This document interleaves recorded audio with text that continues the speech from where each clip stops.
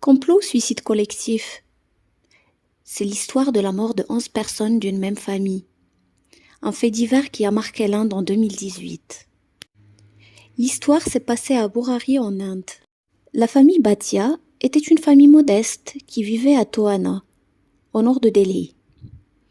Le père Bhopal était agriculteur. En 1989, Bhopal a décidé de vendre sa ferme pour déménager à Delhi. Il a acheté une grande maison à Burari. Il s'y est installé avec ses enfants et ses petits-enfants. Il a même ouvert un couple de commerce. Il s'agit d'une épicerie et d'un magasin de bois. Bhopal était tellement gentil et tellement généreux que tout le monde l'appelait le père du quartier. Mais chez lui, il était minutieux et exigeait des lois et des règlements internes. Il décidait tout pour sa famille. En 2007, le père de la famille est décédé. Et c'est à partir de cette année que tout a changé dans la maison. Lalit, le plus jeune des fils de Bhopal, a eu un grand choc. Son père, son idole, est mort. Il a donc décidé de prendre la relève, de s'occuper de la maison et de la famille. Peu de temps après la mort de son père, Lalit a eu un accident dans son magasin de bois. Il a failli perdre la vie aussi. Désormais, il est devenu silencieux. Il a perdu la parole. Il ne communiquait que par écrit. D'après les spécialistes qu'il a consultés, c'était dû au choc qu'il a eu dans sa vie. Un accident de moto, puis le décès de son père et l'agression du magasin. Mais ce n'est pas tout. Depuis ce dernier incident, Lalit prétendait pouvoir communiquer avec son père. Oui, son père mort, Bhopal. Il disait même que l'âme de son père s'est incarnée en lui. Incroyable. On raconte que la famille était superstitieuse et croyait à tout ce qui est surnaturel. C'est ainsi qu'ils ont cru Lalit. Tous les membres, du plus petit au plus grand, étaient convaincus de ce que leur racontait Lalit sur son père. Dans la maison, ils étaient 11 membres de 3 générations. Ils étaient très soudés, très religieux. Il ne manquait jamais aucune prière. Les membres étaient Narayani Devi, 80 ans. La grand-mère est la femme du feu Bhopal. Pratibha, 59 ans, la fille de Narayani. Sa fille Priyanka, de 33 ans, que la famille a célébré ses fiançailles en 2018. Le fils Bovash, 53 ans. Sa femme Savita, 50 ans. Leurs enfants, Netu, 25 ans. Manaka, 22 ans. Et Drao, 15 ans. Lalit, le plus jeune des fils de Narayani, 47 ans. Sa femme Tina, 43 ans. Et Shivam, leur fils de 15 ans. Nous sommes le dimanche 1er juillet 2018. Il est 7 heures du matin. L'épicerie de Lalit est fermée. Pourtant, il n'a jamais dépassé 6 heures pour ouvrir. S'il n'a pas encore ouvert, c'est que quelque chose s'est passé. Lalit a toujours été ponctuelle, dit un client. Le client s'avance vers la porte de la maison. Elle est entr'ouverte. Il prend les escaliers en espérant rencontrer Lalit descendre. Mais non, il n'y a aucun son. Une fois à l'étage, l'homme pousse un cri de terreur.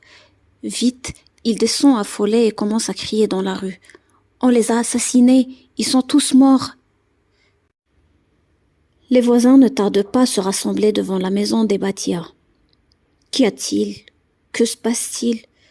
Tout le monde est sous le choc. On dit que toute la famille est morte. On parle d'un homicide. Mais comment?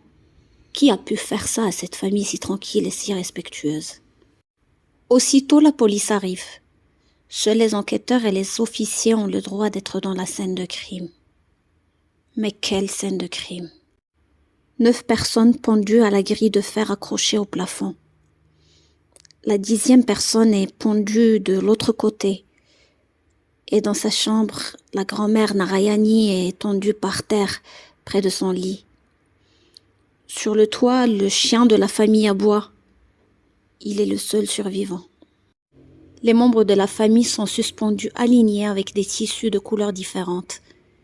Ils ont les yeux bandés, les mains ligotées, les oreilles bouchées, les bouches bâillonnées. Mais que s'est-il passé ici? Ce qui est bizarre, c'est qu'ils ont toujours leurs bijoux. S'agit-il d'un suicide collectif? Alors, pourquoi sont-ils ligotés? Pourquoi ont-ils les yeux bandés? Ne serait-ce pas une vengeance? D'hypothèses, mais rien n'est encore clair. La nouvelle se propage, presque tout le Delhi se rend à Borari. Les médias, le ministre en chef sont là aussi. Le monde est sous le choc. La vidéo de la pendaison se partage de plus en plus. La famille des victimes arrive. Quel malheur. On confie alors l'affaire à la brigade criminelle. Le commissaire Joy Tirkey s'occupe désormais de l'enquête. Toute la maison est minutieusement fouillée, les magasins aussi. Tout est normal. Aucun signe d'effraction. En regardant la pendaison, Joy Tirkey remarque que les ligatures sont équistantes entre elles en forme de cercle. C'est étrange, comme si cela était calculé. La grand-mère aussi a un châle autour de son cou. À côté de la pendaison, on trouve des restes d'encens, des cendres et des bougies fondues, ce qui montre que la famille a pratiqué un rituel la veille. Les corps sont transportés à la morgue. L'enquête continue. Le commissaire demande de visionner la vidéo d'une caméra de surveillance qui filmait l'extérieur de la maison. Et là, le 28 juin, on voit Tina. L'épouse de Lalit ramenait 4 tabourets à la maison avec son fils Shivam. Puis le 30 juin, nuit du drame, à 21h40, elle ramène encore des tabourets, et cette fois avec Notu. Même nuit, à 22h29, le fils de Lalit ouvre le magasin de bois et en sort un rouleau de câbles, puis monte à la maison. Aucune personne étrangère n'est entrée à la maison ce soir-là. L'indice le plus pertinent que les enquêteurs finissent par trouver, c'est un journal intime. En continuant la recherche, ils en trouvent d'autres. Au total, ils sont 11. Le plus vieux est daté de 2007 et le plus récent de 2018. 11 ans. Après avoir lu la dernière page qui date du 24 juin 2018, la police est convaincue que ces personnes sont responsables de leur mort. Revenons un peu en arrière. Le père Bhopal est décédé en 2007. Le premier journal est tenu en 2007. Et c'est en cette année même que Lalit a déclaré pouvoir parler avec son père. Il manipulait toute la famille sous prétexte que c'était les instructions de Bhopal. Il disait qu'il menait de longues discussions avec lui dans ses rêves, qu'il lui donnait des recommandations à suivre dans sa vie, et que toute la famille devait être collaboratrice. Ainsi sa mère, son frère, sa femme, sa sœur, sa belle-sœur, et même les enfants étaient convaincus de tout ce qu'il leur racontait de ses conversations avec Bhopal. Ils étaient persuadés que Lalit était possédée par l'esprit de son père. Lalit a décidé de tenir un journal où il écrivait les commandements du défunt, pour mener soi-disant une vie meilleure. Écoutez Lalit, suivez les instructions de Lalit, sinon ce sera la catastrophe. Vous causez des soucis à Lalit. Vous voulez des solutions à vos problèmes, vous devez faire ce que vous dit Lalit. Le journal était rédigé au jour le jour. Il était instructif. Il contenait des règles que les membres de la famille devaient suivre sans faute, y compris leur routine quotidienne. Il ne faut pas prendre la volonté de Dieu à la légère. N'écoutez pas vos volontés, suivez la volonté du journal. Jeudi ou samedi, je viendrai, soyez prêts. Savita et Tina doivent améliorer leur relation avec Pratibha. Bhuvnash, attention, ramener de l'alcool à la maison, c'est apporter la malédiction au foyer. Vous devez tous vous inspirer des valeurs et du comportement de Lalit et Tina. Ne vous demandez pas à quoi ça sert, vous comprendrez quand ce sera fait. Apparemment, la famille était contrôlée totalement par Lalit et sa femme Tina. La famille Bhatia commence à se porter bien. Sa fortune s'améliore. D'après eux, la vie leur sourit car ils obéissent à leur père Bhopal. Toutes ces bonnes choses qui vous arrivent parce que vous suivez le journal. La dernière page du journal, page du 24 juin 2018, contient des informations sur un rituel. Bhopal demande à Lalit de vénérer un arbre banyan pour qu'il puisse venir les sauver. Papa viendra vous voir. La note dit que toute la famille doit participer au rituel qui va durer 7 jours. Dieu est content de vous car vous serez tous alignés et aurez la même pensée. Ne paniquez pas durant le rituel. La terre et le ciel peuvent trembler, mais restez déterminés. Incitez les enfants à chanter. Tant que vous chantez, Lalit vous protégera.